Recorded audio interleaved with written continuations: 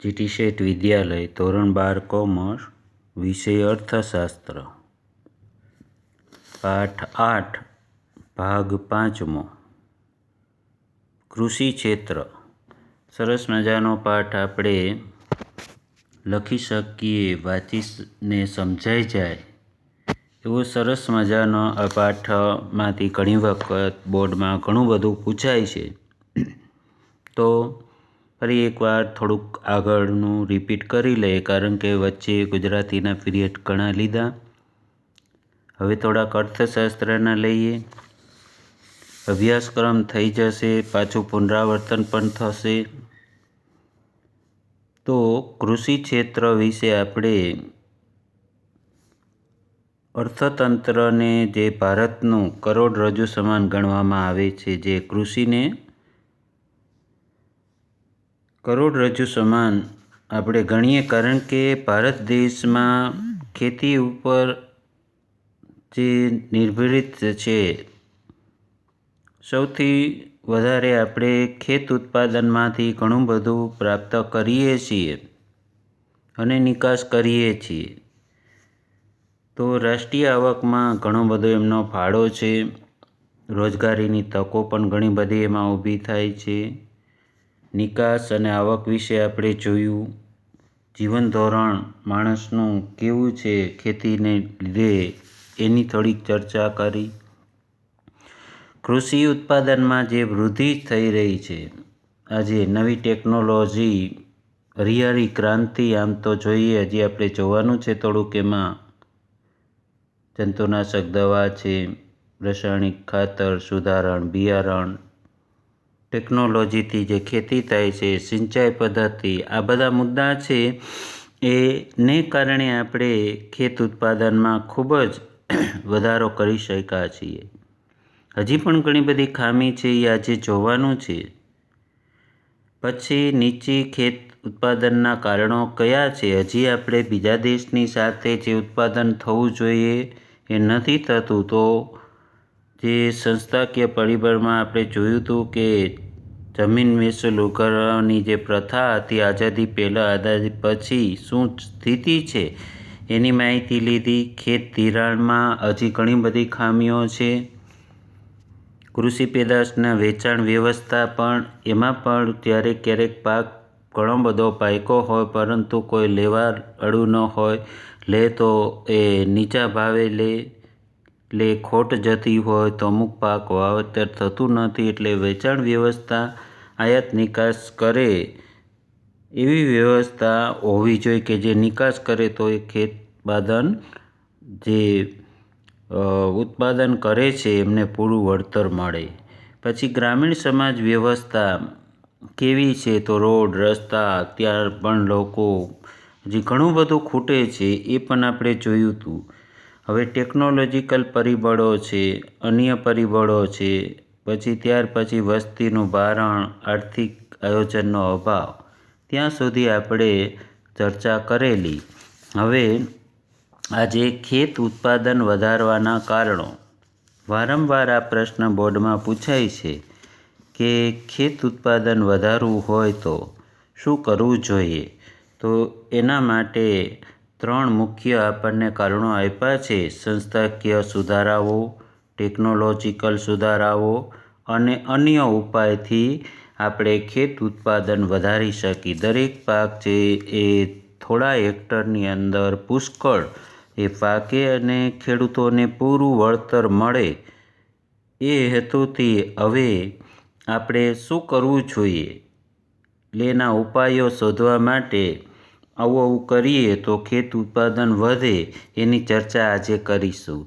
એટલે સંસ્થાકીય સુધારાઓ છે, એના પેટા પ્રશ્ન પણ છે, જે મુદ્દાઓ છે, જે કે જમીન વિષયક સુધારો કરવો જોઈએ. સૌથી પહેલાં સંસ્થાકીય ધિરાણની પ્રાપ્તિ થવી જોઈએ અને કૃષિ પેદાશની વેચાણ વ્યવસ્થામાં થોડોક સુધારો કરવો જોઈએ કે જેને કારણે આપણે ખેત ઉત્પાદકતા વધારી શકીએ.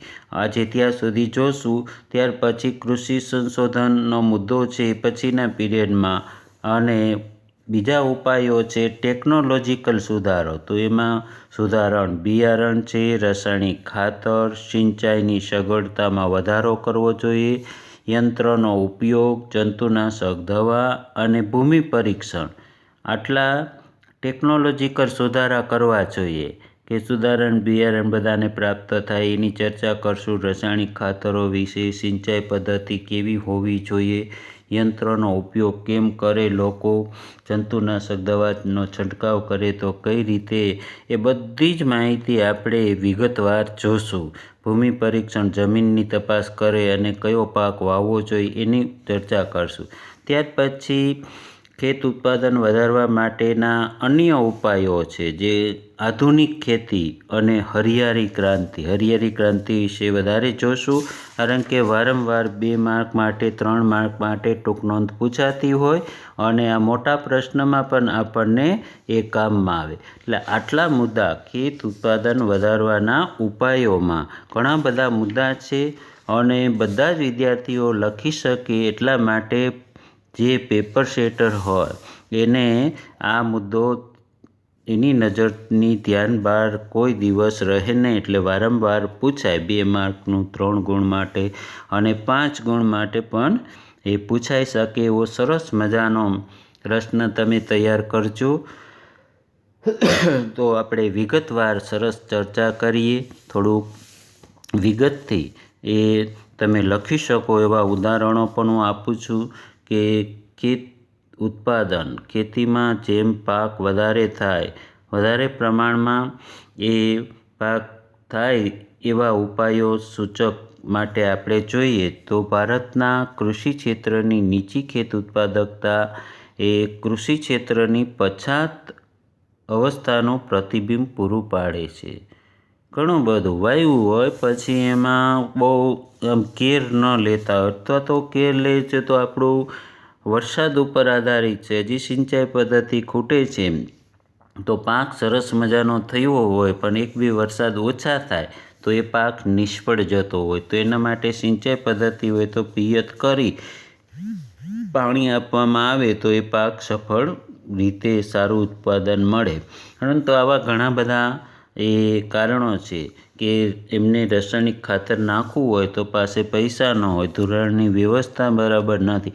તો આના કારણે આપણી જે પછાત આમ અવસ્થાનું એક પ્રતિબિંબ પૂરું પાડે. કારણ કે કૃષિ ક્ષેત્રે જે 1 હેક્ટરમાંથી જેટલું ઉત્પાદન થવું જોઈએ, જે મહેનત કરે છે ખેડૂત એના પ્રમાણમાં જે ઉત્પાદન થવું જોઈએ એટલું ઉત્પાદન મળતું નથી, એટલી સફળતા એમાં મળતી નથી.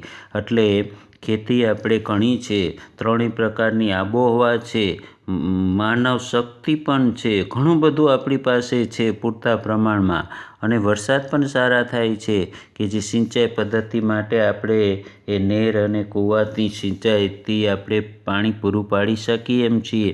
પરંતુ આયોજનના અભાવે ઘણું બધું ઉત્પાદન આપણને ઓછું મળે છે. એટલે આપણે બીજા દેશથી પાછળ છીએ. પછાત શબ્દ વાપર્યો છે. એ પછાત અવસ્થાનું એક પ્રતિબિંબ પૂરું પાડે છે. એક આમ જોઈએ દ્રષ્ટાંત તો કે ઇઝરાયલની ખેતી ત્યાં બહુ એક જ પ્રકારનું વાતાવરણ હોય છે કે બહુ ત્યાં ગરમી નથી, ઠંડી નથી, પરંતુ વરસાદ એકદમ ઓછો છે. એને કારણે એ થોડુંક પાણીનો બચાવ કરી અને 1 હેક્ટર દીઠ આપણાથી 4 ગણું ઉત્પાદન કરે છે અને ઉત્તમ પ્રકારનું કરે. જે ફળ પાકવા જોઈએ, જે એક છોડની અંદર ફળ આવવા જોઈએ એના કરતાં 4 થી 5 ગણા ફળ વધારે આવે છે. સુધારણ બિયારણ હોય, જંતુનાશક દવા હોય, ટેકનોલોજીથી આખી એ ખેતી થઈ છે. તો એવી ખેતી જો આપણે થાય તો બધા દેશને આપણે શાકભાજી અને અનાજ આખા વિશ્વને પૂરું પાડી શકીએ એટલી જમીન આપણી પાસે છે અને એટલી બધી વ્યવસ્થા છે. અને છતાં જે ઘણો બધો અભાવને કારણે આપણે ખેત ઉત્પાદન ઓછું થાય છે.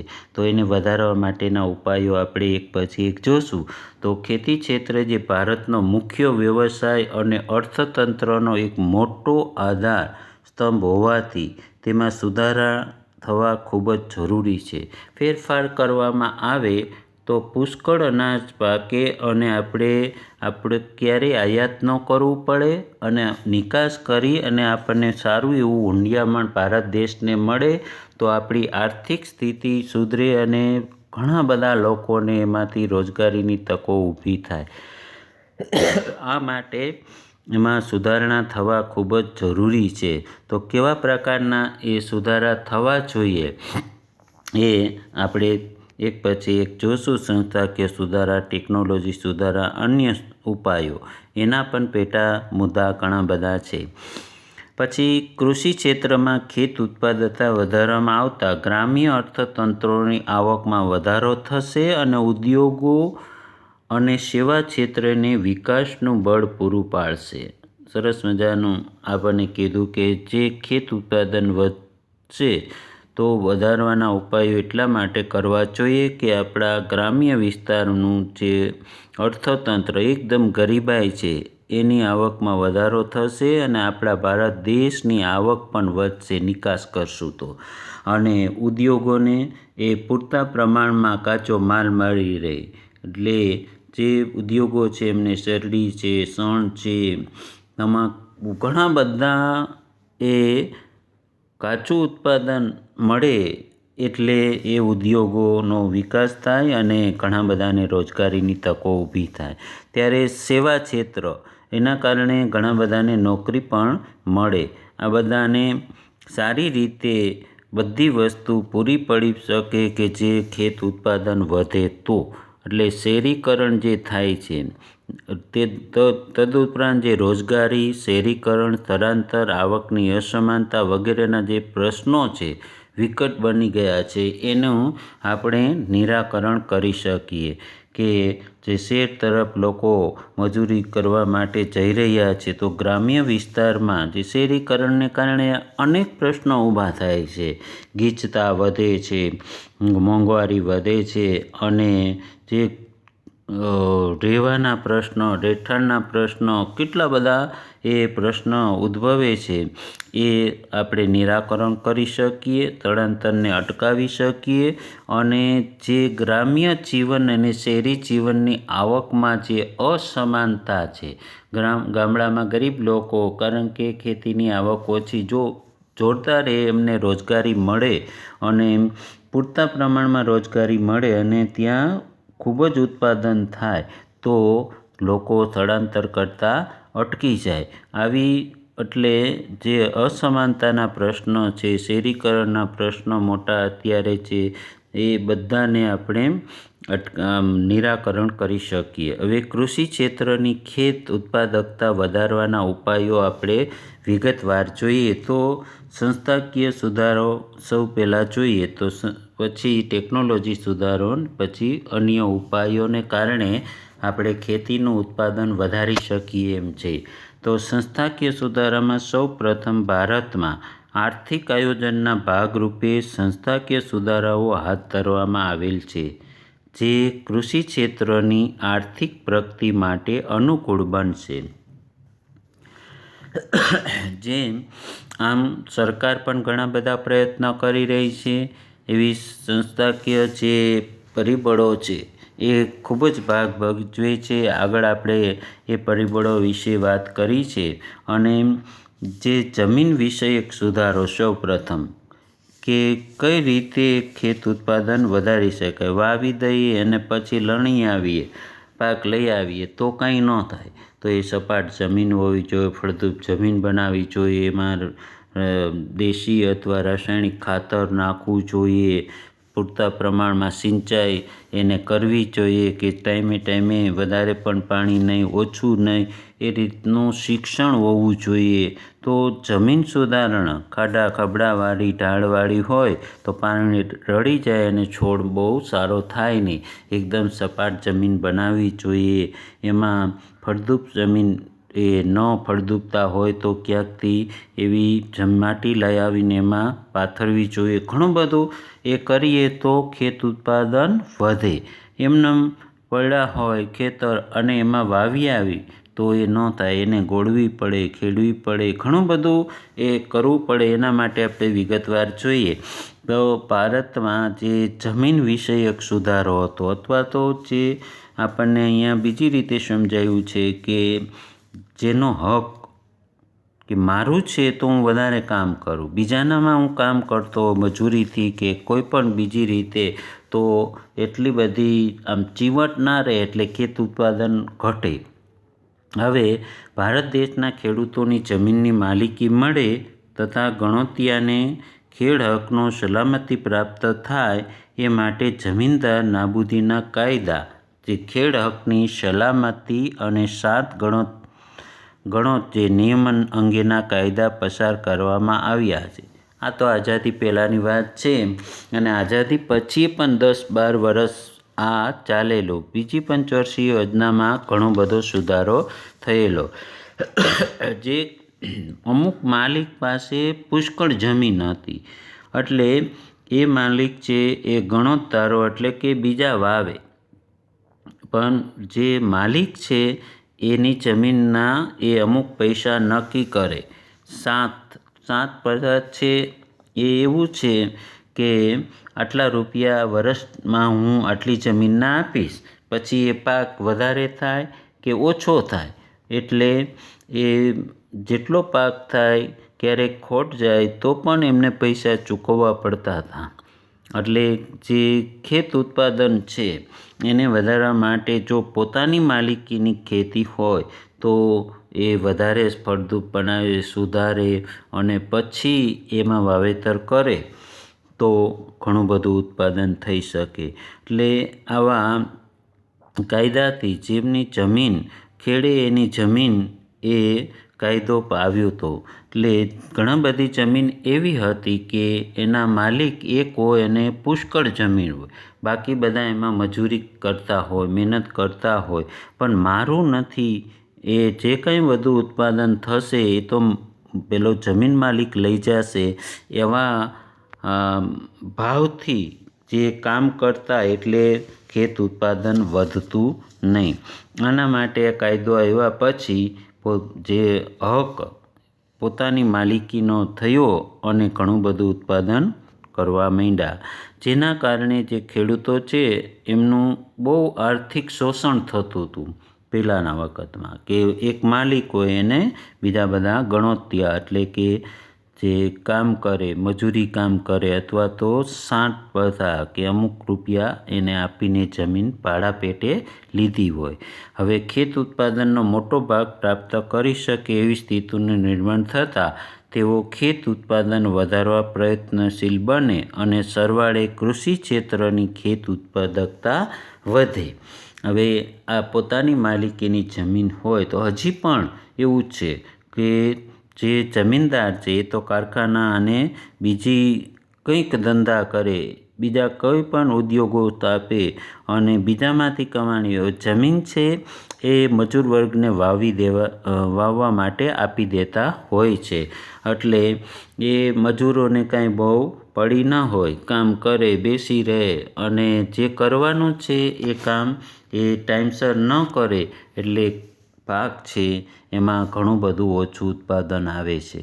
તો આ જમીન છે એ માલિક એટલે માટે થોડા વર્ષ પહેલાં 85ની સાલની અંદર કે 86માં એ કાયદો આવ્યો હતો કે જેમની પાસે 100 વીઘાથી વધારે જમીન હોય, એક ખાતેદાર પાસે 100થી વધારે હોય, તો એ જમીન છે એ સરકાર લઈ લેતી હતી. એટલે જે એ કાયદો પછી ઘણા બધા ખાતા થયા અને ઘણા બધા એમાંથી બચાવ યુક્તિ પણ થઈ.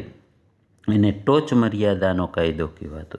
જે ટોચ મર્યાદા એની નક્કી કરી કે આટલા વીઘાથી વધારે એક માલિક પાસે જમીન હોવી જોઈએ નહીં. એટલે 500 વીઘા 200 વીઘા જમીન હોય તો એ લોકોએ આમ ભાઈ ભાગ અને છોકરાના નામે કરી અને જમીન બચાવી લી, અને છતાં એવું નહોતું, એને જમીન સરકારને સોંપી દેવી પડી, અને એ જમીન જે ભૂદાન તરીકે એ જેની માલિકી, જેની પાસે જમીન નહોતી એમને એ આપી દીધી.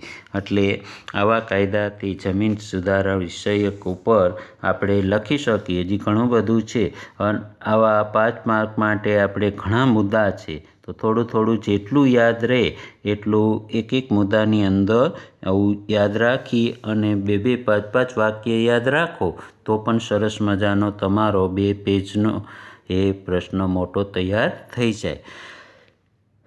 હવે સંસ્થાકીય ધિરાણની પ્રાપ્તિ, એના વિશે પણ આગળ આપણે ઘણી બધી ચર્ચા કરી છે.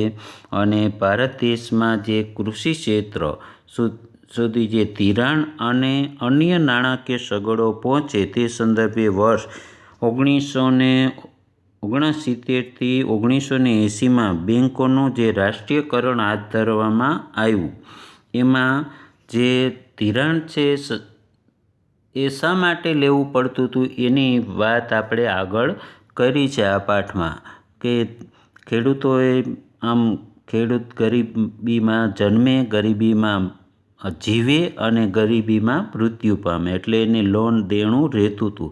કારણ કે આવા સાવકાર લોકો, પૈસાદાર લોકો એ ધિરાણ આપતા હતા કે જ્યારે વરસાદ થયો હોય અને બિયારણ લેવાના પૈસા ન હોય, થોડુંક ઉત્પાદન થયું હોય, આખા વર્ષમાં એ ખવાઈ ગયું હોય, એટલે એમને પૈસા ઉપાડવા પડતા અને મોટું વ્યાજ લેતા હતા. પણ બેંક આવતા આવું ધિરાણ થતાં ખેડૂતોને હવે ખૂબ જ ફાયદો થયો છે કે ખોટી રીતે જે હિસાબ કરી અને ખેડૂત પાસેથી લૂંટી લેતા હતા એવા લોકો બંધ થયા. અને સરકારે આ ધિરાણની પ્રાપ્તિ માટે ખૂબ જ અત્યારે સગવડ કરી આપી છે. બેન્કો ઘણી બધી લોનો આપે છે, ઓછા વ્યાજ દરે આપે છે અને દુષ્કાળ પડે કે કંઈ પણ પ્રશ્ન થાય તો એ લોન માફ પણ કરી દે છે. હવે ઘણા બધા સુધારા આવ્યા છે, એની વિગતવાર ચર્ચા કરીએ આપણે. તો ખેત ધિરાણ પર જે પૂરતું ધ્યાન આપવા માટે માત્ર ખેતી ક્ષેત્ર માટે દેશની એક મધ્યસ્થ બેંકેનું એવું કે નાબાર્ડ નામની જે national bank four agriculture and rural development એનું નામ છે. આ એક વાક્યમાં પણ તમને પૂછાય છે. તો આવી બેંકની સ્થાપના થઈ, ખેતી માટે જ થઈ છે, બીજાને ધિરાણ એ આપતી નથી. અને એ બીજી સહકારી મંડળીઓ હોય, ખેતીલાયક જે બધી બેન્કો છે એને આ નાબાર્ડ બેંક છે, નાબાર્ડ એ બેંક છે એ એને ધિરાણ આપે અને બાકી મંડળીઓ અને જે એ ખેડૂતોને આપે. એટલે મુખ્ય બેંક નાબાર્ડ છે, national bank four agriculture and rural development. એમની સ્થાપના થઈ પછી ખેડૂતોને ઓછા દરે વ્યાજ આપવાનું થયું અને પૂરતા પ્રમાણમાં એને જોઈતું ધિરાણ મળવા માંડ્યું. એટલે આવી સ્થાપનાઓ, આ નાબાર્ડની સ્થાપના ક્યારે થઈ એવો પણ પ્રશ્ન પૂછાય, બહુ વિકલ્પમાં પણ પૂછાય કે 1982માં કરવામાં આવી હતી. આની સ્થાપના 1982માં યાદ રાખજો. એટલે નાબાર્ડ છે એ બેંકની સ્થાપના 1982માં કરવામાં આવી અને તેના અંતર્ગત RRBS એટલે કે જે રિજિયનલ રૂરલ બેંક એટલે કે પ્રાદેશિક ગ્રામીણ બેન્કો, નાની નાની ગામડાની અંદર આવી બેન્કો અને સહકારી મંડળીઓની સ્થાપના થઈ અને એ ખેડૂતોને લોન આપે. પછી LDBS એટલે કે લેન્ડ ડેવલપમેન્ટ બેંક, એ વિસ્તાર જે જમીન જે અમુક પ્રાદેશિક, અમુક ગ્રામ્ય વિસ્તાર, શહેરી વિસ્તાર એમાં આવી બેન્કોની શાખા ખોલવામાં આવી અને પૂરતા પ્રમાણમાં ખેડૂતોને જોઈતું ધિરાણ મળી રહે અને સાવ ઓછા વ્યાજે એ ધિરાણ પ્રાપ્ત થાય. અને વીમા, હવે તો એના ઉપર વીમો પણ લેવાય, જે ધિરાણ આપે એના ઉપર નજીવા જે પ્રીમિયમ દરે વીમો આપી અને એ જો કંઈ દુષ્કાળ પડે કે કંઈ અતિવૃષ્ટિ થાય અથવા તો કંઈ બહુ જ ઠંડી પડવાને કારણે પાક બળી જાય અથવા તો આગ લાગે, કંઈ પણ થાય તો ઓછું ઉત્પાદન થાય ત્યારે એ બેંક નું જે ધિરાણ લીધું હોય, લોન લીધી હોય, એ 50% માફ કરે, 10% માફ કરે, ક્યારેક પૂરેપૂરી 100% એ લોન માફ કરી દેતા હોય છે. આ સરકારની સૌથી સરસ એવી યોજના કે ખેડૂત છે એ ક્યારેય આમ પોતાને ગરીબાઈમાં જીવવું ન પડે અને ફરી પાછું એ સારું ઉત્પાદન કરે ખેતીમાંથી અને આપણને પૂરતા પ્રમાણમાં અનાજ અને મળી રહે તો એના ભાવ કે બહુ વધે નહીં ને વાવવા પહેરાય. એટલે ખેત ઉત્પાદન વધારવા માટે આવા ધિરાણ છે સૌથી ઉત્તમ. આપણી પાસે એક પાસું છે કે જમીન વિકાસ બેંકનો જ્યારે વિકાસ કરવામાં આવ્યો જેથી ભારતીય ખેડૂતોને સમયસર પૂરતું સસ્તું ધિરાણ મળી રહે. જો આ બધી મેં વાત કરી એ જ છે. અને આમ સરળ રીતે ખેતી કાર્ય માટે મૂડીની પ્રાપ્તિ થાય અને પૂરતા અને સસ્તા દરે થતાં તેઓ વધુ ખેત ઉત્પાદન મેળવી શકે. માટે આવી સંસ્થાકીય પરિસ્થિતિ છે એમાં આવી ખેત ઉત્પાદન વધારવા માટે આપણને ધિરાણની પ્રાપ્તિ મળી રહે. ને તે પૈસા ન હોય તો ખેતર પડ્યું રહે અને બિયારણ ક્યાંથી લેવું, દવા, રાસાયણિક ખાતર એ લઈ અને નાખી શકતા નહોતા. એટલે પૂરતા પ્રમાણમાં એમની પાસે પૈસા પહેલાં આવે પછી પાછા જ્યારે ઉત્પાદન થાય ત્યારે લોન ભરી દેતા હોય છે વ્યાજ સહિત. હવે કૃષિ પેદાશની વેચાણ વ્યવસ્થામાં સુધારો ખાસ આ કરવાનું હતું. એટલે માર્કેટિંગ યાર્ડ વિશે આપણે બજાર વિશે ભણી ગયા. સ્થાનિક બજાર, પ્રાદેશિક બજાર, રાષ્ટ્રીય બજાર એના વિશે જે આપણે ઘણી માહિતી લીધી. એમાં કૃષિ પેદાશના વેચાણમાં જો વ્યવસ્થા, નહીંતર વેપારીઓ જ્યારે ખેડૂત પાસે એકસાથે મગફળી, કપાસનું ઉત્પાદન એકસાથે થતું હોય એટલે સાવ ઓછા ભાવે એ લોકો લેતા હોય અને પછી પોતે એમાંથી વધારે ભાવ લઈ અને વેચતા હોય. તો કૃષિ પેદાશની વેચાણ વ્યવસ્થામાં રહેલી ખામીઓ દૂર કરવા માટે ઘણા પાયારૂપ પગલાં લેવામાં આવ્યા છે.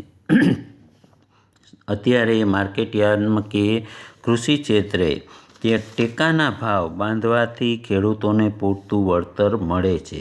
ટેકાના ભાવ એટલે કે એક નક્કી કર્યું હોય કે ઘઉં છે એ 260 રૂપિયાથી નીચે વેચાવા ન જોઈએ. નહીંતર ખેડૂત પાસે જેટલું ઉત્પાદન એકસાથે આવે ત્યારે 100 રૂપિયે 20 કિલો ઘઉં એ વેપારીઓ જથ્થાબંધ લઈ લેતા હોય અને પછી પોતે 300 રૂપિયે વેચતા હોય. હવે સરકારે નક્કી કર્યું કે 260થી નીચે ગમે તેવા એ ઘઉં હોય તો પણ એ ખરીદે. જો વેપારીઓ ન ખરીદે તો સરકાર એની ખરીદી ચાલુ કરે એટલે વેપારીઓ પણ પછી એ ભાવથી લેવા માંડે. એટલે આવી વ્યવસ્થા કરવાથી પૂરતું વળતર ખેડૂતોને જે ખોટ જવી જોઈએ એ ખોટ ન જાય એના માટેથી આવી જે વેચાણ વ્યવસ્થા છે. બહુ અનાજ પાક્યું હોય તો નિકાસ કરી શકે અને ઓછું થયું હોય તો એ નિકાસ અટકાવી દે કે જેથી બહુ કાળા બજાર ન થાય અને દેશના લોકોને પૂરતું અનાજ મળી રહે. એટલે આવી વેચાણ વ્યવસ્થામાં જો સુધારો થાય તો ખેડૂતોને પૂરતું વળતર મળે અને પાક વાવવા માટે એ પ્રેરાય અને ખૂબ ઉત્પાદન થાય. નિયંત્રિત બજારોની સ્થાપના કરવામાં આવી. એટલે કે જે આવા માર્કેટિંગ યાર્ડ છે એ આવા મોટા શહેરોમાં તાલુકા લેવલે, જિલ્લા લેવલે આવા સરકારના પ્રોત્સાહનથી આવી વેચાણ વ્યવસ્થા માટેની બજારો ઊભી કરવામાં આવી અને ખેત ઉત્પાદનની ગુણવત્તા અનુસાર તેઓએ વર્ગીકરણ કરવા માટે એક માર્ક એટલે કે એગ્રીકલ્ચર માર્કેટિંગ એવા આમ એક સિક્કાથી એક એવા પ્રતીકથી પ્રથા દાખલ કરવામાં આવી કે જેને કારણે ચોક્કસ ભાવ બાંધી દેવામાં આવે અને કેટલું ઉત્પાદન થયું છે એના આંકડા લેવામાં આવે. સરકારી એ કર્મચારી નિમી અને એ કોઈ પણને ખોટી રીતે ખેડૂતો પોતાનું વેચાણમાં કોઈ મુશ્કેલી ન પડે ને હેરાન ન કરે એવી વ્યવસ્થા કરવામાં આવી. ત્યારે ખેડૂતો ખેત પેદાશોનો સંગ્રહ કરી શકે એ હેતુથી રાષ્ટ્રીય કોઠાર નિગમો અને રાજ્ય કોઠાર નિગમો ઊભા કરવામાં આવ્યા. એટલે જ્યારે અનાજ ઉત્પાદન થયું હોય તો સરકાર અમુક ભાવે ટેકાના ભાવે કપાસ છે, મગફળી છે અથવા તો એ પેલું ચોખા ડાંગર છે એ બધું ખરીદે છે અને એ નિગમો પોતાની મોટા ગોડાઉનમાં સંગ્રહ કરે અને પછી જ્યારે જરૂર પડે ત્યારે એમાંથી વેચાણ કરે. બજારના ભાવ ઉચકાય તો એને ભાવ નિયંત્રણ કરવા માટે આવી ગોડાઉનમાંથી ફરી પાછું એ અનાજ વેચે. જો બજારની અંદર પૂરતું અનાજ હોય તો આ નિગમ છે એ વિદેશ એની નિકાસ કરી અને ઊંડિયામણ મેળવતા હોય છે. એટલે ક્યારેક દુષ્કાળ પડે, અમુક વિસ્તારોમાં અનાજ ન થયું હોય, અતિવૃષ્ટિ દુષ્કાળ પડ્યો હોય તો બીજા રાજ્યોને પણ આ નિગમો છે એ પોતાના આવા કોઠારોમાંથી એ અનાજ વેચે છે અને વ્યાજબી ભાવે લોકોને મળી રહે, બહુ મોંઘવારી ન ફેલાય એના માટે અને ખેડૂતોને પૂરતા પ્રમાણમાં એનું વળતર મળે એ હેતુથી ટેકાના ભાવે આ બધું વેચાણ થતું હોય છે.